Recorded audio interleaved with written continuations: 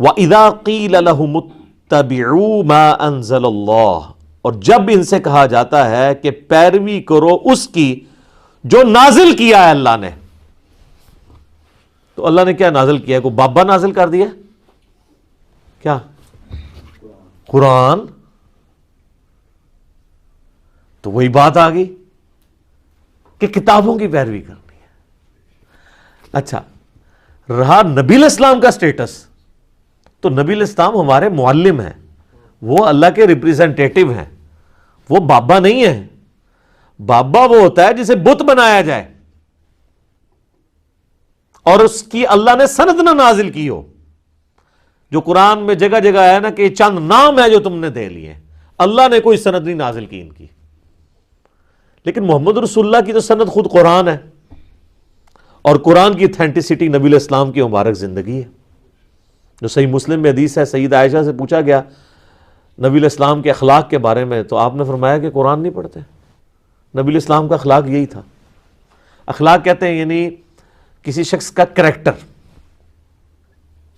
اس کو عربی میں خلق کہتے ہیں. اس کے اندر اس کے معاملات بھی آ جاتے ہیں، اس کا بول چال، آپ اس کو شمائل کہہ لیں، سب کچھ. تو انہوں نے کہا نبی علیہ السلام کا اگر کسی نے کردار دیکھنا ہے نا، یعنی قرآن مجسم کسی نے دیکھنا ہے، یعنی قرآن اگر کسی جسم کی شکل میں آتا نا، اللہ کو مقصود انسان اگر کسی جسم کی فارم میں آیا ہے نا، تو وہ نبی علیہ السلام کی مبارک ذات ہے. تو جب انہیں کہا جاتا ہے کہ پیروی کرو اس کی جو اللہ نے نازل کیا آسمان سے، قالوا بل نتبع ما الفینا علیہ آبانا، وہ کہتے ہیں نہیں جی ہم پیروی تو کریں گے صرف اپنے بابوں کی، جس پہ ہم نے اپنے بابوں کو پایا ہے، اپنے آباء و اجداد کو پایا ہے. یا تو آباء و اجداد خود بابے ہوں گے، یا ہمارے آباء و اجداد کسی بابے کی پیروی کر رہے ہوں گے نا. آبا باپ کے لیے لفظ استعمال ہوتا ہے نا، فور فادرز. تو فور فادرز یا خود بابے ہوں گے یا وہ خود کسی بابے کی پیروی کر رہے ہوں گے. تو سر یہ دیکھ لیں، یہ اسی آیت کا ہی ترجمہ ہے کہ اللہ کہہ رہا ہے کہ کتابوں کے خدا کو فالو کرنا ہے، بابوں کے خدا کو نہیں. اچھا مشرکین عرب جو ہیں کیا خدا کو نہیں مانتے تھے؟ قرآن میں درجنوں جگہ آیا یہ کہ وہ اللہ کو مانتے تھے. تو پھر جب وہ کہہ رہے ہیں کہ ہم تو اس کی پیروی کریں گے جس پہ باء و اجداد کو پایا، تو اللہ تعالیٰ کہتا ہے ٹھیک ہے بھی تیرا خدا بھی وہی ہے، ان کا خدا بھی وہی ہے، اس نبی کا بھی خدا وہی ہے، اور تمہارے باء و اجداد کا بھی خدا وہی ہے. تو اللہ تو فرق کر رہا ہے دونوں میں. تو سر یہی تو ہم بھی آپ کو کہہ رہے ہیں کہ مرنے سے پہلے ہے مسلمان کر لے اس پہ غور، کتابوں کا خدا اور ہے بابوں کا خدا اور. اللہ تو اس کو ماننے کے لیے تیار ہی نہیں ہے. اب اللہ تعالیٰ اس پہ جو ورڈک دے رہے ہیں نا وہ سنیں.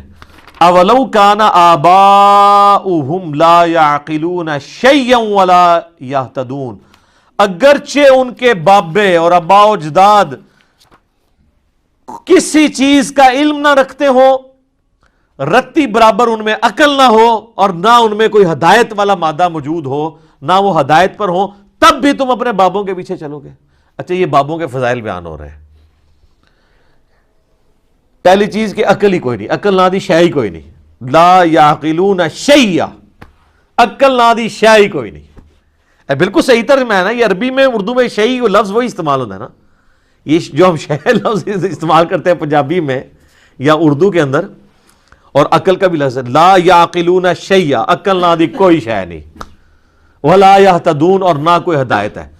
مجھے بتائیں اس آیت کو ترجمہ کرنے کے لیے کو آپ کو عربی آنا ضروری ہے؟ کتنے سادے سے الفاظ ہیں. اللہ ہمارا اگر تمہارے آباء و اجداد کو رتی برابر عقل بھی نہیں ہے، ہدایت پہ بھی نہیں ہے، پھر بھی ان کے پیچھے چلنا ہے. تو یہیں پہ جب لوگ دعوت حق سے اٹیچ ہوتے ہیں تو لوگوں کو کہہ رہے ہوتے ہیں یار وہ تیرا ابا تے ہتھے ہاتھ بندہ سی، تنوں کیا ہو گیا؟ وہ تیرے ابا جی تے اتنے ارس تے ہر سال جاندے سن، تو کہنا جناب دربار ہی غلط نے. تو ان کو پھر آپ یہی آیت سنا دیا کریں، سورۃ البقرہ کی آیت نمبر 170. آپ یہ کہہ دیا کریں آگے سے اولو کان آباؤنا، اس کو ہے ہم کے سیگے میں بھی کر سکتے ہیں. اولو کان آبانا لا یعقلون شیئا ولا یہتدون، کیا اگر میرے آباء و اجداد کوئی رتی برابر نہ ان کو عقل تھی تو نہ ان کو ہدایت تھی تب بھی. اچھا، اس سے یہ بات پتہ چلی کہ بزرگ اگر اللہ کی ہدایت کی پیروی نہیں کر رہے، اللہ کی نازل کردہ کتابوں کی پیروی نہیں کر رہے، تو ان کی گستاخی کرنا کس کی سنت ہے؟ اللہ کی۔ تو سب اللہ کی سنت پہ بھی عمل کیا کریں، نبی علیہ السلام کی سنت پہ عمل کرتے ہیں، ہم تو دیکھیں دونوں سنتوں پہ عمل کرتے ہیں۔ یہ کہتے ہیں نا وہ ہمارے ہر ٹائم بابیاں نو پڑھتا رہتا ہے، بھائی جی یہ سنت اللہ ہے، اس سنت پہ عمل کرنا ہے۔ آپ دیکھ لیں سٹارٹ کس سے ہوا تھا۔ اللہ تعالیٰ فرما رہا ہے کہ شیطان تمہیں حکم دے گا کہ تم اللہ کے بارے میں ہر وہ عقیدہ منسوب کر دو بغیر علم کے۔ یہاں سے بات سٹارٹ ہوئی تھی نا۔ تو اللہ کے بارے میں ان لوگوں نے جو کچھ آپ کو بتایا بغیر علم کے۔ اب میرا ایک معصومانہ سوال ہے کہ بخاری مسلم دونوں میں حدیث ہے، مسلم کی پہلی حدیث یہی ہے کہ مولا علی علیہ السلام کہتے ہیں کہ نبی صلی اللہ علیہ وآلہ وسلم نے فرمایا جس شخص نے میری طرف جھوٹ منسوب کیا وہ اپنا مقام دوزخ میں دیکھ لے۔ اچھا، اگر کوئی رسول اللہ کے اوپر جھوٹ باندھے وہ تو ہے دوزخی، اور جو اللہ کے اوپر جھوٹ باندھے وہ جنتی ہے، مجذوب ہے، کلندر ہے، پہنچا ہے کتنے؟ آپ دیکھیں رسول اللہ پر جھوٹ باندھنا دوزخ میں جانا ہے، اللہ پہ جھوٹ باندھنا اس سے بڑا جرم ہے۔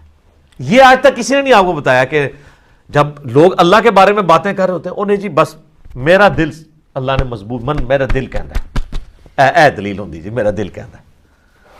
وہ بھائی جی ہندوؤں کا بھی دل ہی کہندا ہے، ٹھیک ہے جی، عیسائیوں کا بھی دل کہتا ہے، اور پھر وہ کہتے ہیں جی وہ فیتھ ہے، جی فیتھ کو ٹیسٹ نہیں کرنا چاہیے۔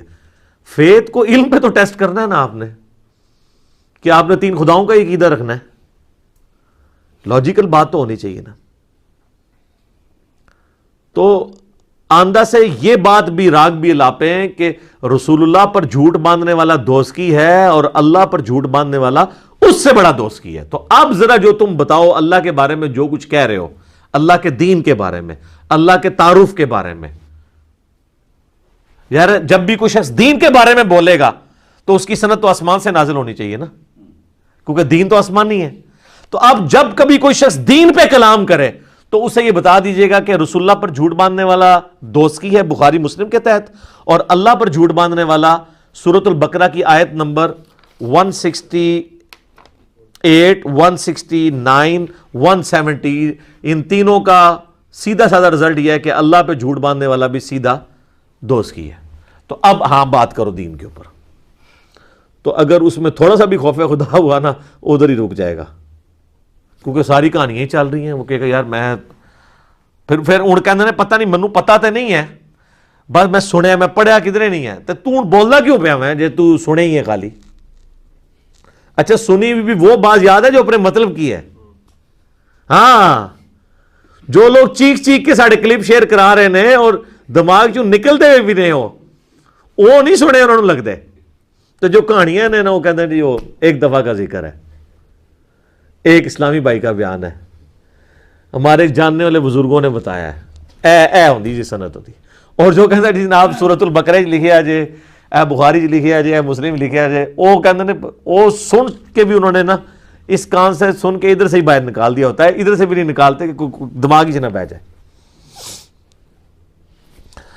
وَمَثَلُ الَّذِينَ كَفَرُوا كَمَثَلِ الَّذِي يَنْقِعُ بِمَا لَا يَسْمَعُ، اور مثال ان کی جنہوں نے کفر اختیار کیا ایسی ہے جیسے کوئی چلا رہا ہو ایسے جانوروں کے پیچھے، إِلَّا دُعَاءً وَنِدَاءً، جو سوائے خالی پکار اور آواز کے کچھ نہ ہو۔